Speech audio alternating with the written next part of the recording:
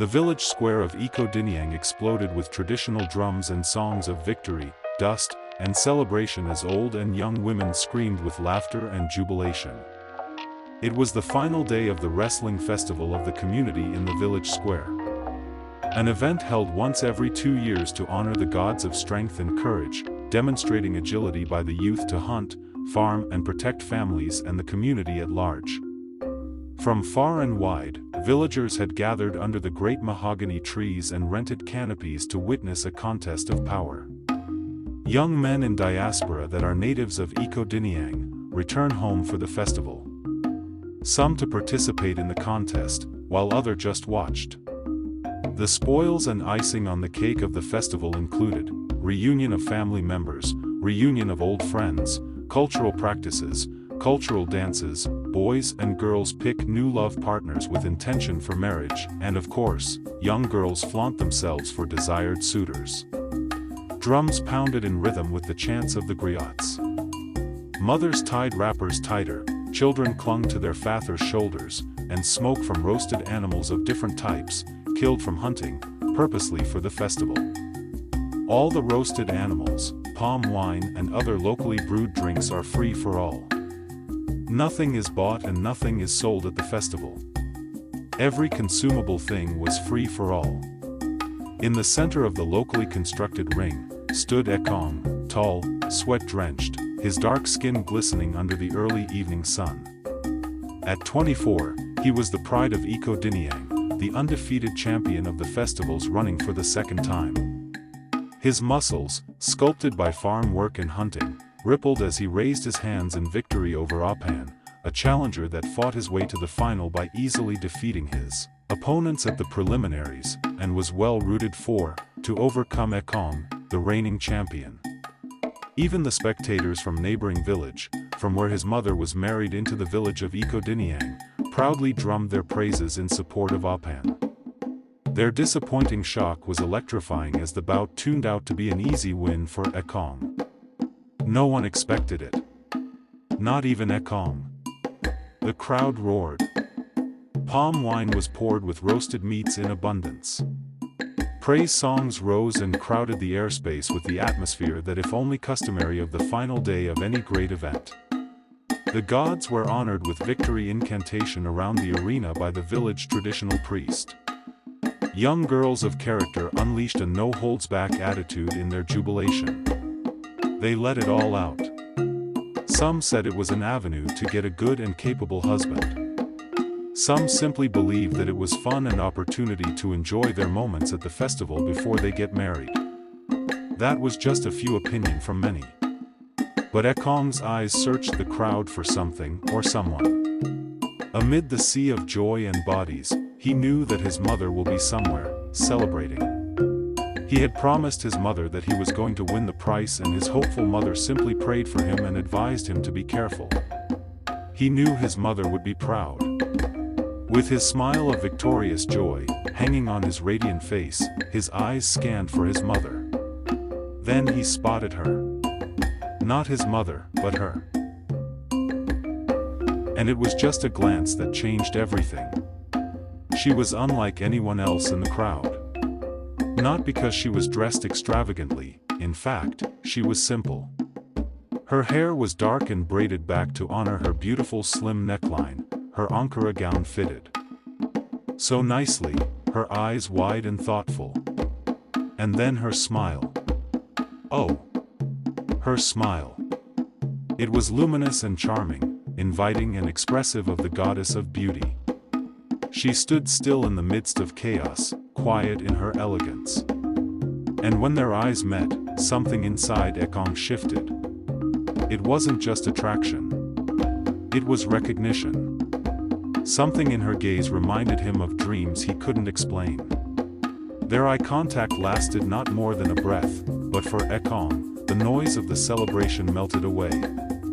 He blinked. But just when Ekong's attention got locked up on her, she melted into the crowd. Ekong moved swiftly towards her direction and the crowd pulled him for photographs. He respectfully honored a few shots and broke himself free. Just a few steps away, his mother sneaked onto his path and hugged him joyfully while visibly dancing. He hugged his mother after convincing himself that the girl must have gone far, missing in the crowd. Ekong was the festival wrestling champion. He had just won again, and he wished he had won more. He wished he had won a particular heart that stole his heart. He spent the rest of the evening completely distracted. Even as the village hailed him with roasted yam and songs. And specially honored by roasted meat from the lion as traditional entitlement. The lion meat was traditionally reserved, until the champion takes his portion before any other person would have a taste of it. Even as women circled him with gifts and admiration, he smiled politely but half-heartedly. He was the champion, but he was defeated. Not by his competitors, but by lust for an unknown girl. Ekong's history with women was a blank page. And his experience was a distant watch and observation. Nothing personal. His heart may have melted that night, but the experience was strange. That night, as part of the spillage from the festival, after the feast, boys and girls gathered as usual around different burnt fire. Ekong slipped away from the firelight and walked alone to an old palm tree that overlooked the stream and sat on a rock to clear his mind. He knew that he should be celebrating his victory and be in a jubilant mood, but his mood was far from what it should be. His heart pounded with a restlessness he couldn't explain. And then he saw her again, sitting on a fallen tree trunk with 3 of her friends and 2 young boys that he knew very well in the village, standing with them. While others talked excitedly, she just sat still, staring at the moonlit water. Ekong approached quietly and she was the first to turn and saw him approaching, and their eyes met once more. The rest of them turned to see him and hailed him with praises and congratulations. One of them introduced everyone and Ekong was pleased and relieved to discover that she was not romantically attached to any of the boys with them. Then he shifted more closer to her. "You're the champion," she said. "And you are the girl who disappeared like the wind," he replied. "How do you mean?" she asked softly. "I have been looking for you all evening. I saw you in the crowd, but you disappeared the moment I started coming over to you. And the people taking pictures didn't help matters at all. But please, can we just take a short walk and sit over there?" Ekong pointed at the rock where he was sitting earlier, and she walked with him and sat beside him on the rock. He needed to be excused from her companion because their attention was indirectly diverted to him, and the girl understood. "If I tell you that my name is Ekong, will that be new to you?" he asked her. She smiled, her laughter soft. "It's all over the place. Everyone knows your name. My name is Itima. I'm visiting from Ifugor. My auntie lives here, Mama Owana. She sells palm oil and Gary by the market gate," she said. "I think I know her very well and I owe her a whole lot of gratitude because I think the gods brought you here today. Not just to see me wrestle, but to see me." Itima raised an eyebrow playfully. "Are you always this forward with strangers?" "Only when they feel familiar to my soul," Ekong replied. "Feel familiar to your soul? Wow.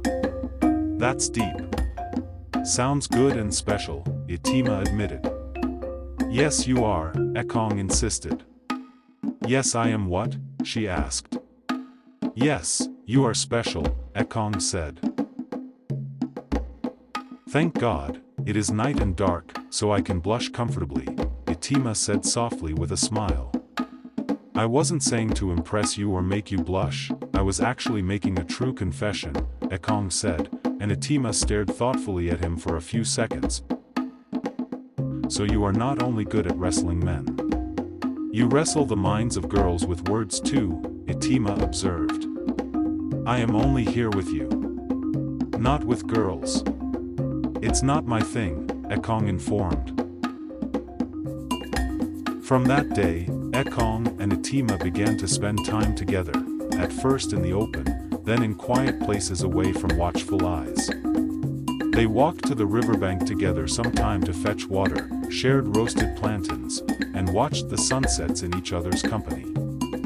They spoke of dreams, fears, families. Ekong told her how he longed to farm and live quietly once his days as a village champion were over. Etima revealed her love for tales and poetry and the way she often sat under trees in Ifugor to write a few stories she intended to read to her children in the future.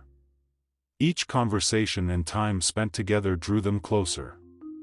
With her, Ekong felt at peace, and with him, Etima felt seen and comfortable. But not everyone was at ease with their connection.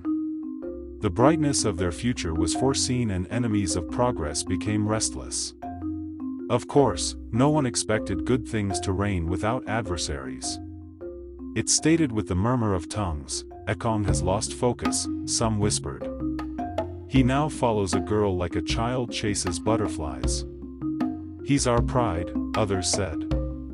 What does he see in an outsider? Even Mama Owana raised concerns. You are only visiting, she told Etima one evening. You will return soon. Don't tie your heart to roots that are not yours. But her advice may have come a little too late because Etima had already done just that. And so had Ekong. They didn't care about murmurs. They only cared about each other, their happiness and their well-being. As the moon turned full again, Etima's visit neared its end. Bitterness began to set in as her joyful visit settled into its ending days. She started missing every moment of it, and sometimes, they both just became moody unnecessarily. The both understood why, but too scared to talk about it. I should be leaving in 2 weeks, she said one evening, her voice barely above a whisper. My mother has called saying that she misses me, Etima informed. Ekong was silent. The wind rustled the trees around them. What about you? Are you missing her, too? Ekong asked calmly with emotion. Etima held him close with her head on his head as if listening to his heartbeat. You have not allowed me to miss anyone or anything. You have been everything that I needed. But I am missing you now, Etima said. I don't want you to go, he said. She raised her head and looked sharply at his face and said, and I don't want to leave. Then, with sudden certainty, Ekong said, stay. Let me speak to your aunt. Let me speak to your people. I want this. I want us to be more than a memory. Etima looked at him with eyes brimming with a new hope. Do you mean it? She asked. With all my soul, he said. But unfortunately, they had just drawn a line for the test of love. Ekong approached Mama Owana, then sent words to Etima's family in Ifugor, and the formal process began. Discussions between families started and the exchange of kola nuts and palm wine was successful. Etima's father, a quiet but firm man, agreed to visit Ikodiniang to meet the young man who had won his daughter's heart. When he arrived, he watched Ekong wrestle with village boys, work in the yam fields, and serve elders with humility. That night, he sat with Ekong under the moon and said, My son, you may be strong in body, but marriage requires strength of character. Will you love her on the days her beauty fades? Will you honor her when your victories are forgotten? He asked Ekong. Ekong bowed. Yes, sir. I will. I will love and honor her for the rest of my life, sir. Her father nodded and went down the road of advice and subtle warnings on the early journey of marriage and expected strength and endurance of the man. Then prepare your home. For soon, your heart will have a companion. He declared.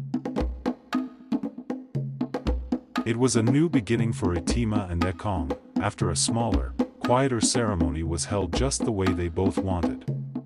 No drums, no wrestling chants, just family, elders, friends, and blessings. Etima remained married and stayed happily in Ikodiniang with her husband. She opened a small teaching space for village girls, sharing reading and writing skills. Ekong continued farming, slowly stepping back from the public eye. In their compound, laughter replaced silence, and in their hearts, peace replaced longing. Years later, at another wrestling festival, a new champion stood in the ring. The crowd roared once more. And among the cheering faces, a man stood with his arm around a beautiful woman, watching with pride, not just for the match, but for the story they once lived. Ekong turned to Etima and said, "Do you remember that day?" She smiled. "I don't remember that day. I remember you. How could I forget? You weren't the only champion crowned that day. Love was crowned too." And somewhere in the crowd, a young boy stared at them, wondering what it felt like to find love in the middle of noise. Just as Ekong once did. A beautiful true love. Please subscribe to this channel for more interesting stories. You can share this story with friends and take your time to relax and watch more captivating stories on this channel. Stay blessed. Thanks.